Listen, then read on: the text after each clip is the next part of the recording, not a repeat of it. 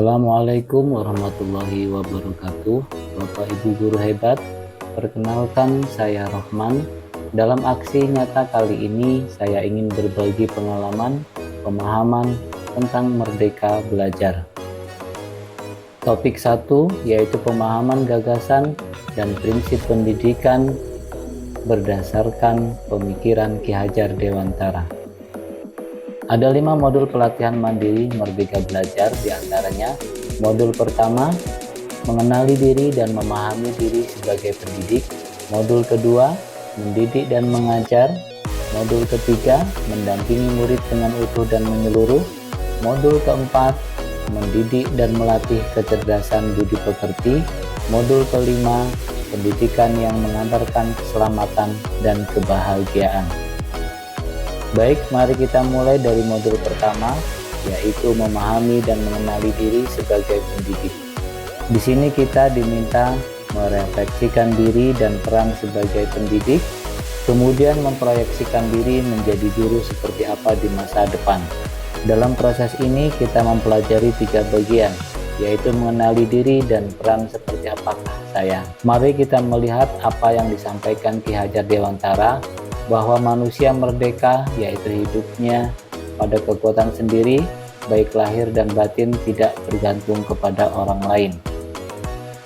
Untuk mengenali karakteristik murid dan kebutuhannya, kita harus lebih dulu mengenali dan memahami kekuatan dan kelemahan kita sebagai pendidik, belajar secara mandiri untuk terus mengembangkan potensi mengantarkan murid kita menjadi murid yang merdeka.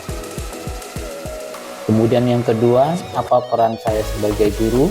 Ki Hajar Dewantara mengatakan bahwa anak-anak hidup dan tumbuh sesuai kodratnya sendiri. Pendidikan hanya merawat dan menuntun tumbuhnya kodrat itu. Guru sebagai penuntun, motivator, fasilitator, sekaligus penggerak ke arah transformasi pendidikan yang berpihak pada murid. Peran guru sangatlah penting dalam pembentukan karakter dan pengembangan kompetensi murid sesuai dengan kodratnya. Kemudian yang ketiga, ingin menjadi guru seperti apakah saya? Kita tentu sudah memahami konsep ing ngarsa tulodo, ing madya mangun karso, tuturi handayani. Guru yang maju memiliki peta konsep dan rancangan pikir yang jelas tentang gambaran dirinya yang ideal.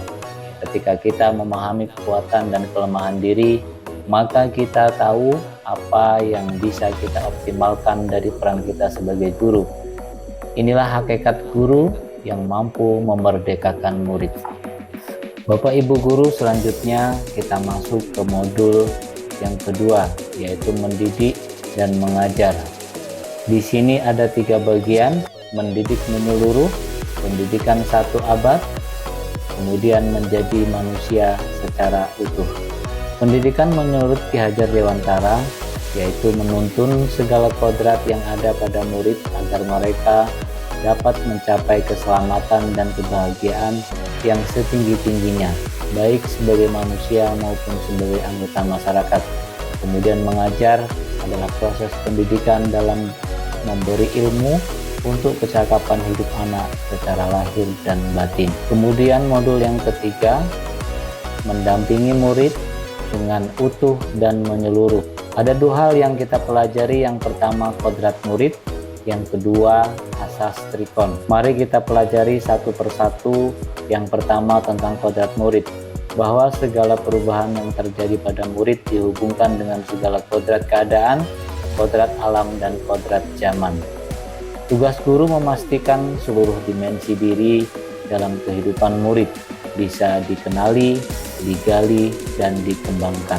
Sedangkan asas trikon terdiri dari pertama, kontinuitas, yaitu pengembangan harus dilakukan secara terus-menerus dengan perencanaan yang baik. Yang kedua, konvergen, yaitu pengembangan yang mengambil dari berbagai sumber. Dan yang ketiga, konsentris, yaitu pengembangan pendidikan yang dilakukan harus tepat berdasarkan kepribadian kita sendiri. Selanjutnya modul yang keempat, yaitu mendidik dan melatih kecerdasan budi pekerti. Mari kita pelajari apa itu budi pekerti dan teori konvergensi. Menurut pemikiran Ki Hajar Dewantara, Budi pekerti terdiri dari dua kata, yaitu budi dan pekerti. Budi pekerti merupakan ranah batin yang meliputi trisakti, yaitu cipta, rasa, dan karsa. Sedangkan pekerti adalah ranah lahir yang mewujudkan tenaga.